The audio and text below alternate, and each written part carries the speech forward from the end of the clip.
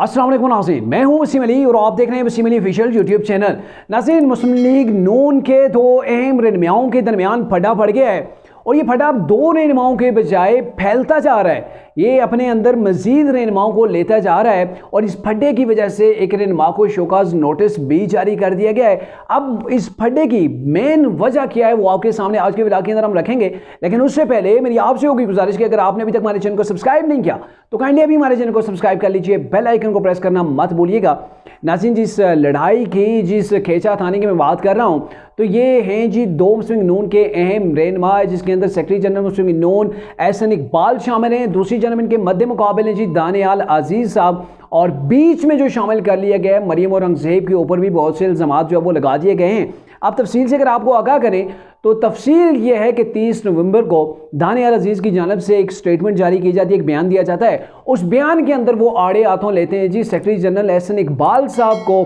और ये कहते हैं कि पीडीएम की गवर्नमेंट का जितना भी खमियाजा था महंगाई की मैं बात कर रहा हूँ कि उसका जितना भी मलबा था वो सारे का सारा डाल दिया इन्होंने एहसन इकबाल के ऊपर, क्योंकि इन्होंने मुताबिक एहसन इकबाल ही वो शख्स है जो प्राइस मॉनिटरिंग कमेटी के चेयरमैन थे।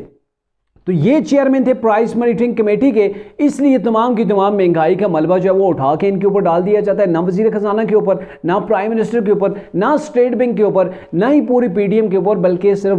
फर्द वाहिद के ऊपर ये सारे का सारा वो मलबा जो है वो उठा के फेंक देते हैं। और इसका जवाब फिर मुस्लिम लीग नून देती है शोकाज नोटिस की सूरत के अंदर। दानियाल अजीज को शोकाज नोटिस जारी हो जाता है और इस नोटिस के अंदर यह कहा जाता है कि 7 दिन के अंदर आपने तहरीरी तौर पर आपने जवाब जमा कराना है और साथ में अपने रवैये के अंदर भी तब्दीली लानी है। अगर आप जवाब जमा नहीं कराते या फिर अपने रवैये को बेहतर नहीं करते, यानी कि आपने हमारे जो रूल्स हैं अपने पार्टी के, जो पार्टी का आइन है मंशूर है, आप पार्टी की पॉलिसी के बिल्कुल खिलाफ चल रहे हैं, तो अगर दोबारा आपने ऐसा किया तो आपके खिलाफ कार्रवाई की जाएगी। फिलहाल आप इसका जवाब जो है वो सबमिट करवाएं 7 दिन के अंदर अंदर। दानियाल अजीज़ हैं वो भी कहाँ पीछे रहने वाले हैं, उन्होंने आगे एक इंटरव्यू दे दिया जियो न्यूज़ के ऊपर शहजाद इकबाल के प्रोग्राम के अंदर। तो उसके अंदर उन्होंने मजीद इंकशाफ किया और ये कहा कि अभी ये मामला रुकने वाला नहीं है। चाहे मुस्लिम नून के अंदर से ऐसे लोग हैं जिनकी कारकर्दगी अच्छी नहीं रही, जो इस तबाही के जिम्मेदार हैं महंगाई के या फिर पार्टी की जो मौजूदा सिचुएशन है, जो पार्टी को नुकसान पहुंचाया गया, तो उनको मैं एक्सपोज करूंगा। और पीपल्स पार्टी के अंदर भी जो लोग मौजूद हैं जो अवाम के मुजरिम हैं, मैं उन्हें एक्सपोज करने में पीछे नहीं रहूँगा। तो इसके हवाले से दानियाल अजीज के जवाब के अंदर पहले एहसन इकबाल साहब ने जवाब दिया कि मुझे समझ नहीं आ रही कि बिलावल भुट्टो की ज़ुबान दानियाल अजीज साहब क्यों बोल रहे हैं और मैं तमाम के तमाम इल्ज़ामात को मुस्तरद करता हूँ। मैं इस चीज़ का ज़िम्मेदार नहीं हूँ, ना ही मेरी वजारत इस चीज़ की जो है वो ज़िम्मेदार थी। अब यह है कि दानियाल अजीज चूँकि वहाँ पर आए हुए थे, जो शहजाद इकबाल का जियो न्यूज़ के ऊपर प्रोग्राम होता है वहाँ पर इन्हें बुलाया गया था, इनसे क्वेश्चन जो वो किए गए कि मामला किया है। तो असल मामला जो है ये बज़ाहिर तो महंगाई को जो है वो बनाया जा रहा है, उसका जिम्मेदार जो है वो एहसन इकबाल के ऊपर सारी जिम्मेदारी डाली जा रही है,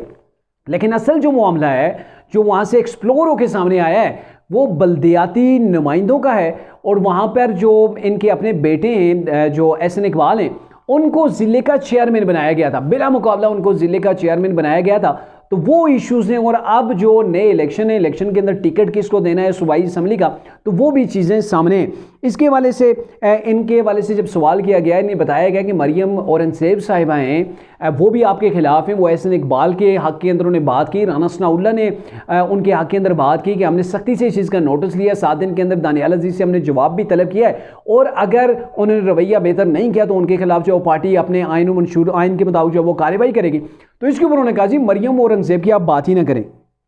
ये जब से इन्होंने वजारत संभाली है तो इनके दरमियान वो कम्युनिकेशन ही नहीं रहा है। ये एक एक रोज़ के अंदर 40 प्रेस कॉन्फ्रेंस आके करते थे, खोखली प्रेस कॉन्फ्रेंस, उनका आवाम को कोई फ़ायदा नहीं था। और बेसिकली जो इन्होंने जो अहम अल्फाज यहाँ पे इस्तेमाल किए मैं उससे बिल्कुल एग्री करूँगा। दानियाल अजीज़ के मुताबिक कि मरियम औरंगजेब साहिबा चूँकि वही मीडिया पर्सन थी, वही मीडिया के ऊपर स्पोक पर्सन थी मुस्लिम नून की, गवर्नमेंट की भी जो है वो स्टेट मिनिस्टर भी नहीं है, तो उन्होंने क्या किया, तरीके इंसाफ आए रोज़ कोई नया फड्डा डालती थी, नया कारनामा अंजाम देती थी और ये लोग ऐसा लग रहा होता कि ये हद है, इससे आगे जो है वो तरीके इंसाफ नहीं जाएगी। दूसरे रोज़ उससे बड़ा एक ब्लंडर फोड़ दिया जाता और एक ऐसी कार्रवाई डाल दी जाती कि जिसकी इंतहा कोई ना होती। लेकिन हमारी जो लीडरशिप थी, हमारी जो वज़ीर इत्तलात थी, वो ऐसे खामोश होती थी या फिर खोखली जो है वो प्रेस कॉन्फ्रेंस करती थी, जो आवाम तक हमने बयानिया डेवलप करना होता था इन्होंने डेवलप नहीं किया है। ये तो पार्टी की तबाही की असल जिम्मेदार मरियम औरंगजेब साहिबा हैं कि जो हादसाती तौर पर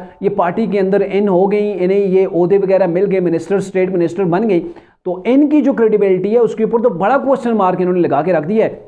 और वाकई में तरीके इंसाफ का जो चीज़ें सामने आ रही थी, जो उनकी करप्शन सामने आ रही थी, जो उन्होंने KPK के अंदर क्या कुछ किया, जो मेट्रो जो वहाँ पे BRT पेशावर के अंदर थी उससे देख लें, और तरीके सब जो कुछ भी कर रही थी, कैसे पाकिस्तान को दुनिया के अंदर तनहा कर रही थी, कैसे महंगाई का फ्लो जो है वो बढ़ना शुरू हो गया था तरीके इंसाफ के दौर के अंदर। तो नून लीग बाकायदा तौर पर जो इनकी सोशल मीडिया के ज़रिए से या इनका अपना इलेक्ट्रॉनिक प्रिंट मीडिया जो इन्होंने इस्तेमाल किया उसके ज़रिए से अवाम को ये एक्टिव नहीं कर सके, अवाम तक असल हक़ाइक़ नहीं पहुँचा सके। हालांकि मेरे ख्याल में इमरान खान होता छोटी सी चीज़ का राई का वो पहाड़ बना सकता है, लेकिन इनके पास तमाम की तमाम चीज़ें मौजूद थी। मीडिया का खेल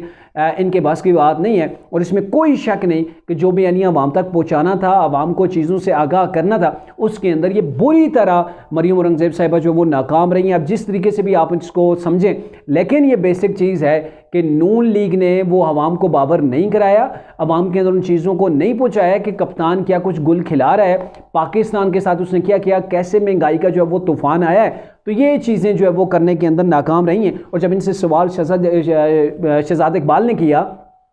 कि मरियम औरंगजेब के ऊपर आप उनकी कारकर्दगी के ऊपर सवाल उठाते हैं, वो हैं जिनको जून के अंदर जो इलेक्शन हुए हैं, इंट्रा पार्टी इलेक्शन नून लीग के हुए हैं, वो तो बिला मुकाबला जो मुंतखब हुई हैं, तो आप इनके खिलाफ इतनी तनकीद कर रहे हैं, तो क्या पार्टी को ये चीज़ें नज़र नहीं आ रही? तो उन्होंने उसके ऊपर जो जवाब दिया कि पार्टी यहाँ पे वो लोग बिला मुकाबला जो मुंतखब हुए हैं जिनकी कारकर्दगी सिफर है, सिफर कारकर्दगी वालों को जो है वो बिला मुकाबला जो है वो इन्होंने किया है। और यही कुछ एहसन इकबाल का भी था कि एहसन इकबाल के बेटे को भी बिला मुकाबला मुंतखब करवाया गया है। और जब शहजाद इकबाल ने इनसे कहा कि कासिम नामी एक शख्स है, वो जो है आप उसे जो है वो MPA का टिकट देना चाहते हैं, तो इसके ऊपर उन्होंने कहा जी नहीं, मैं जो है वो अवैस कासिम को टिकट देने की मैंने ना तो कहीं पर डिमांड किया है, ना मुतालबा किया है, ना तो सिफारिश की है। अलबत्ता जब इनका बेटा चेयरमैन डिस्ट्रिक्ट काउंसिल का बना है, तो उसके अंदर इसी अवैस के जो है वो ये जो शख्स अवैस था, अवैस कासिम, उसके वोट इसके अंदर शामिल थे, उसी के वोटों से ये आगे बना है। और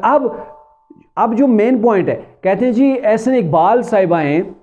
एहसन इकबाल साहब जो हैं वो एक लड़की है उसको लेके सामने आ रहे हैं, जो अभी वजिया अकरम जिसका नाम है, नई पार्टी के अंदर शामिल हुई हैं, इससे पहले वो किसी और पार्टी के अंदर शामिल थी, तो अब उसको ये टिकट देना चाहते हैं। तो बेसिकली अगर देखें तो ये जो दानियाल अजीज़ हैं ये चाहते हैं जो टिकट मिल जाए अवैस को मिल जाए, और ये जो हैं जो बेसिकली एहसन इकबाल साहब हैं ये वजिया अकरम और अपने बेटे के टिकट के लिए कोशिशें कर रहे हैं। और जो इन्होंने तनकीद भी की थी अपनी 30 नवंबर की स्पीच के अंदर, जो इन्होंने स्टेटमेंट जारी की थी, उसके अंदर भी इन्होंने यही कहा था कि एहसन इकबाल पहले इस चीज़ का जवाब दें, आप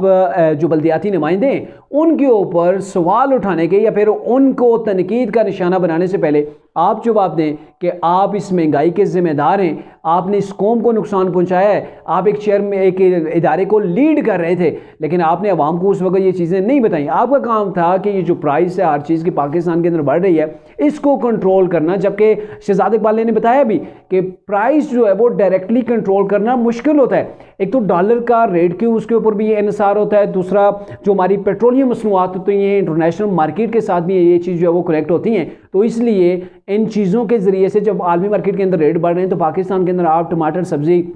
दाल, गोश्त, घी, चीनी का जो है वो आप रेट कम नहीं कर सकते, इन चीज़ों की तनासब से वो बढ़ते हैं। लेकिन यहाँ पे ये जो तनाज़ा है बढ़ के सामने आया है। अब आने वाले दिनों के अंदर देखा जाएगा कि दानियाल अजीज़ क्या जवाब देते हैं। मरियम औरंगजेब साहिबा जो कि खामोश थी, उनको भी गहरी किस्म की, सख्त किस्म की तनकीद का सामना है दानियाल अजीज़ की जानिब से। और मेरे ख्याल में जो उनकी मरियम औरंगजेब के हवाले से जो तनकीद है, मैं उससे बिल्कुल एग्री करता हूँ।